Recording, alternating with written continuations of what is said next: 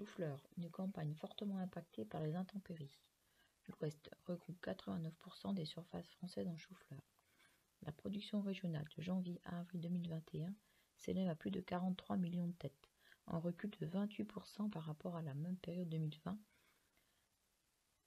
ainsi que par rapport à la moyenne quinquennale. Au niveau national, le repli des volumes atteindrait 14%. La récolte a été nettement impactée par les fortes précipitations de décembre 2020, puis par les températures basses et le gel. La fin de saison est avancée par le manque de précipitations. L'offre nationale disponible étant déficitaire, à l'instar des autres pays producteurs, on a eu une bonne demande en chou-fleur breton à partir de janvier. Les prix de janvier à mars ont été supérieurs à ceux des mêmes mois 2020. Le prix d'avril 2021 était inférieur à celui d'avril 2020. Le confinement au printemps 2020 avait boosté la demande en chou-fleur. Malgré les conditions climatiques difficiles, la qualité a été correcte. En artichaut, la production a été aussi largement touchée par le gel, avec de grosses disparités selon les parcelles, certaines touchées à plus de 60%.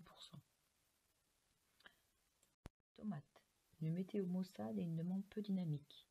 Le début de la campagne de tomates démarre avec des volumes bretons supérieurs d'un quart à ceux des 4 premiers mois 2020, mais proche de la stabilité par rapport à la moyenne sur 5 ans. Après une baisse des volumes sur janvier et février, l'ensoleillement en mars et avril favorise la production, en France et aussi chez nos voisins européens. La concurrence est forte entre bassins de production, alors que les températures basses de mars ont limité la consommation.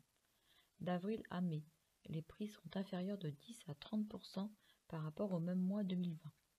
Début juin, la tomate est déclarée en crise conjoncturelle, puis, alors que les volumes progressent, la demande s'active aussi, soutenue par le beau temps et les actions promotionnelles en GMS.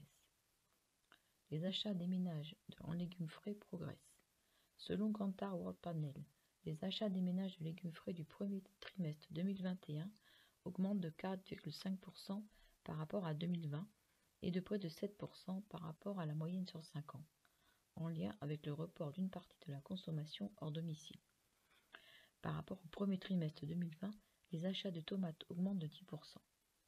A l'inverse, pour les légumes surgelés, on observe un recul de près de 1% par rapport au premier trimestre 2020, mais une hausse de 5% par rapport à la moyenne quinquennale.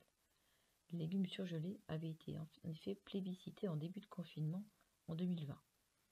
En légumes de conserve, la hausse n'est que de 0,8% sur le trimestre.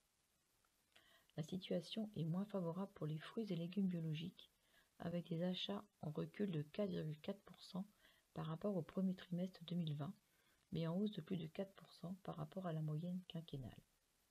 Les légumes biologiques représentent près de 8% des achats totaux de fruits et légumes frais en volume.